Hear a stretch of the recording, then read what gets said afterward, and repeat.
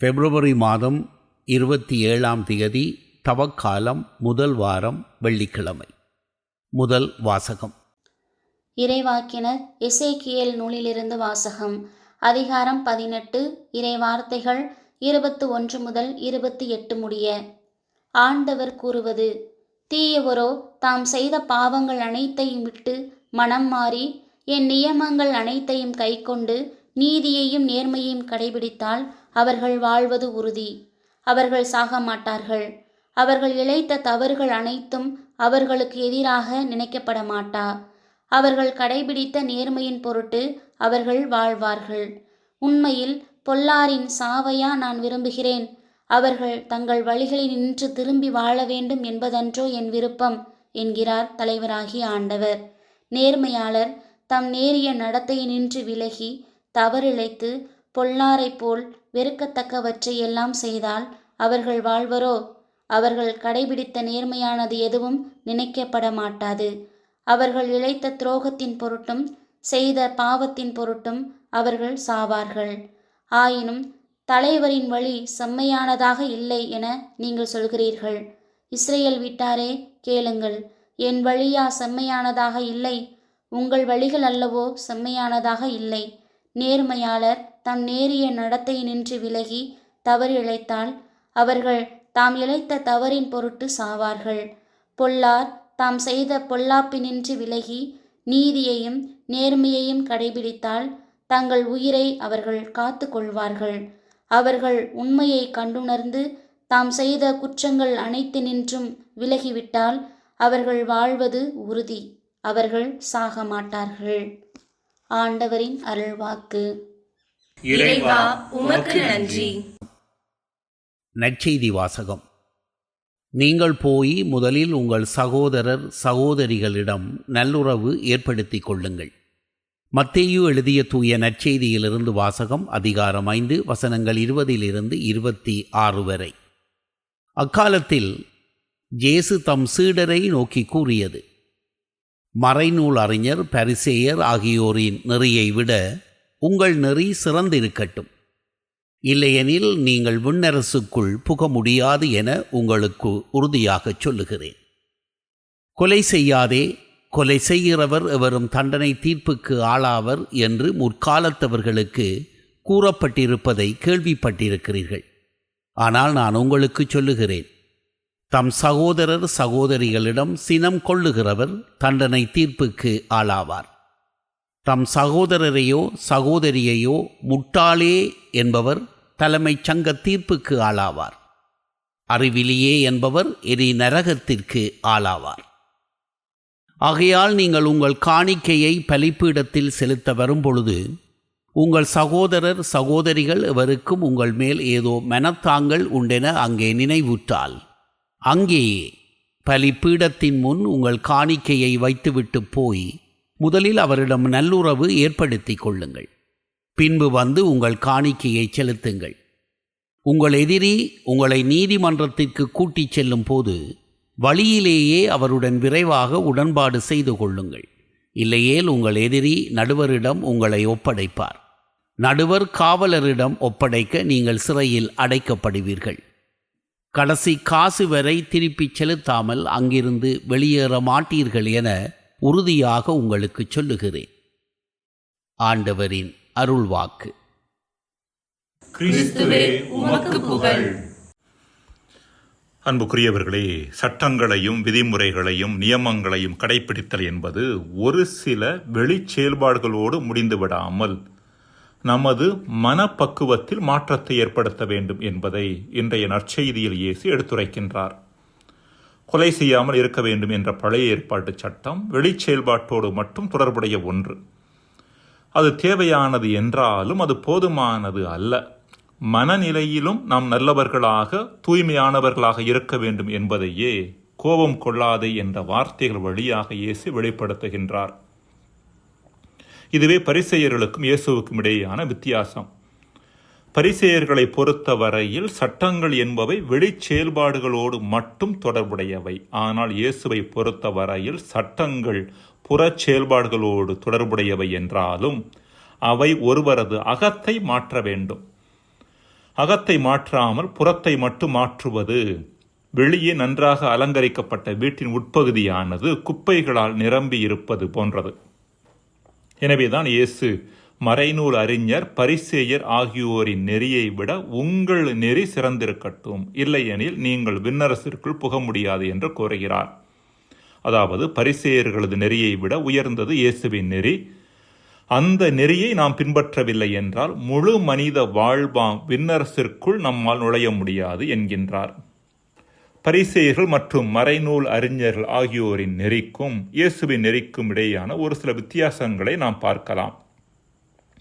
மறைநூல் அறிஞர்களது நெறியானது சட்டத்தை மையப்படுத்தியது. இயேசுவின் நெறியானது வெளிப்புற சட்டத்தை மட்டுமல்ல, உள்ளுக்குள் உறைகின்ற தூய ஆவியையும் மையப்படுத்தியது. பரிசேயர்களின் நெறி செயலுக்கு முக்கியத்துவம் கொடுப்பது, ஒரு செயல் நல்லதா கெட்டதா என்பதையே அதிகம் பார்ப்பது. இயேசுவின் நெறியோ மனநிலைக்கு அதிக முக்கியத்துவம் கொடுப்பது, சரியான மனநிலையோடு காரியங்கள் செய்யப்படுகின்றனவா என்பதற்கு அதிக முக்கியத்துவம் கொடுப்பது. பரிசேயர்களது நெறி வெளி செயல்பாடுகளில் மாற்றம் கொண்டு வர முனைவது, இதன் மூலம் மற்றவர்களது பாராட்டையும் அங்கீகாரத்தையும் பெற துடிப்பது. இயேசுவின் நெறி செயல்களுக்கு காரணமாக இருக்கின்ற உணர்வுகளிலும் சிந்தனைகளிலும் மாற்றத்தை கொண்டு வருவது. பரிசேயர்களது நெறி வாழ்க்கை எப்படி இருந்தாலும் பரவாயில்லை, வழிபாடு சரியானதாக இருக்க வேண்டும் என்று எண்ணச் செய்வது. இயேசுவின் நெறியோ வழிபாட்டிற்கும் வாழ்க்கைக்கும் ஆழமான தொடர்பு உண்டு என்பதை வலியுறுத்துவது. சுருக்கமாக சொல்ல வேண்டுமெனில், மறைநூல் அறிஞர் மற்றும் பரிசேயர்களது நெறி புறத்தோடு முடிவது, இயேசுவின் நெறியோ அகத்தையும் மாற்ற வேண்டும் என்பதில் ஆர்வம் காண்பிப்பது. அன்பிற்குரியவர்களே, சட்டங்களை சரியான மனநிலையோடு கடைபிடிப்பதால் நமக்கு கிடைக்கும் பயன் என்ன என்பதை முதல் வாசகம் எடுத்துரைக்கின்றது. நல்லார் வாழ்வர், பொல்லார் சாவர் என்பதே இன்றைய முதல் வாசகத்தின் சாராம்சம். இங்கு வாழ்வு மற்றும் சாவு என்ற வார்த்தைகள் உடல் சார்ந்த விதத்தில் அல்ல, மாறாக மனம் மற்றும் உள்ளம் சார்ந்த விதத்தில் புரிந்து கொள்ளப்பட வேண்டும். அதாவது தொடர் மனமாற்றத்தின் மூலம் நல்லவராக வாழ்பவரது மனமும் உள்ளமும் எப்போதும் உயிரோட்டமானதாகவும் ஆற்றல் மிக்கதாகவும் இருக்கும். இதற்கு மாறாக தீய எண்ணங்களோடும் எதிர்மறை மனப்பக்குவத்தோடும் வாழும் மனிதர் மன அளவில் செத்தவராகவே இருப்பார். இன்றைய அறிவியலும் அதை உறுதிப்படுத்துகிறது. ஒரு மனிதரது உள்ளத்தில் கோபமும் எரிச்சலும் இருக்கும்போது அவர் தனது ஆற்றலை வீணாக்கி கொண்டே இருக்கின்றார். நல்ல எண்ணங்களோடு வாழும் மனிதர் பிரபஞ்சத்தோடு தொடர்பில் இருப்பதன் காரணமாக பிரபஞ்சம் வழங்குகின்ற ஆற்றலை தனக்குள் உள்வாங்கிக் கொண்டே இருக்கிறார். எனவே இயேசு சினம் கொள்ள வேண்டாம் என்று சொல்லுவது, இன்னும் ஆற்றல் மிக்கவர்களாகவும் உயிரோட்டமானவர்களாகவும் நாம் வாழ வேண்டும் என்பதற்காகவே. அன்பிற்குரியவர்களே, இன்றைய நாளில் சட்டங்கள் மற்றும் கட்டளைகள் மட்டில் நமது அணுகுமுறை என்ன என்று சிந்தித்து பார்க்க அழைக்கப்படுகின்றோம். நம்மில் ஒரு சிலர் சட்டங்கள் மட்டில் எதிர்மறையான பார்வை கொண்டு அவற்றை உடைப்பது குறித்து எந்த கவலையும் கொள்வதில்லை. இது நம்மையே உடைத்துக் கொள்வதாகும் என்பதை நாம் புரிந்து கொள்ள வேண்டும். உலக புகழ்பெற்ற ஆங்கில எழுத்தாளர் G.K. செஸ்டர்டன் இவ்வாறு சொன்னார்: மனிதர்கள் கடவுளின் சட்டத்தை உடைக்க முடியாது, சட்டங்களை உடைப்பதாக எண்ணிக்கொண்டு தங்களைத்தான் உடைத்துக் கொள்ள முடியும். Men cannot break the laws of God. They can only break themselves against them என்றார். கடவுள் கொடுத்த சட்டங்களையும் நெறிமுறைகளையும் மீறுவதால் அது கடவுளுக்கு எந்த பாதிப்பையும் ஏற்படுத்துவதில்லை. மாறாக நமது வாழ்வுதான் பாதிப்புக்கு உள்ளாகிறது. உதாரணமாக, சாலையில் வாகன சட்டங்களை மீறுவதால் சட்டத்திற்கு பாதிப்பில்லை, நாம் தான் அவ்வப்பொழுது மருத்துவமனைக்கு செல்ல நேரிடுகிறது. நம்மில் வேறு சிலர் பரிசேயர்களைப் போல சட்டங்களை மேலோட்டமான விதத்தில், அதாவது செயல்பாட்டு அளவில் கடைபிடித்துவிட்டு அக மனநிலையை மாற்றுவதை பற்றி கவலைப்படுவதில்லை. இவ்விரண்டு தவறான அணுகுமுறைகளையும் விட்டுவிட்டு சட்டங்களை வாழ்வை மாற்றும் உதவும் கருவிகளாக அணுக இன்றைய நாளில் நாம் அழைக்கப்படுகின்றோம். மன்றாடுவோமாக. இறைவா, எங்களது குடும்ப, சமூக, மத சட்டங்களையும் விதிமுறைகளையும் சரியான பார்வையோடு அணுகி எங்களது வாழ்வை அகத்தேயும் புறத்தேயும் உயர்த்தி கொள்ள எங்களுக்கு வரம் தருவீராக. ஆமேன்.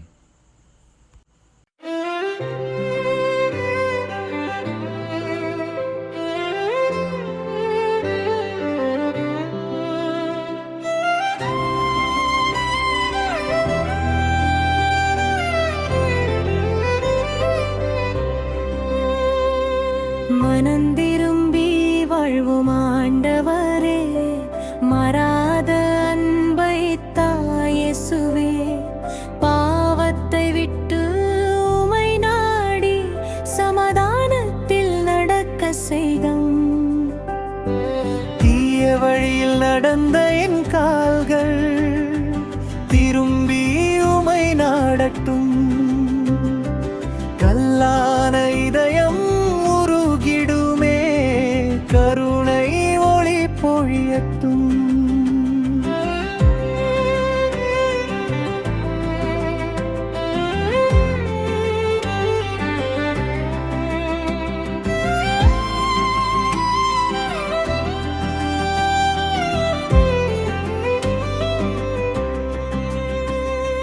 கட்டுகள் எல்லாம் கிழிந்திடவே கிருபை வாழ்வு மலரட்டும். திரும்பினால் நீ வாழ்வாய் என்ற இறைவாக்கு நெஞ்சில் ஒலிக்கட்டும். சகோதரனோடு பகை வைத்தேன், அன்பை மறந்தேன் ஆண்டவரே. பலி செலுத்த முன் நினைவூட்டும் உமது வார்த்தை தூயதே. நன்றியும்பி வாழ்வோம் ஆண்டவரே, மாறாத அன்பை தாயேசுவே பாவத்தை விட்டு உமை நாடி சமாதானத்தில் நடக்க செய்யும்.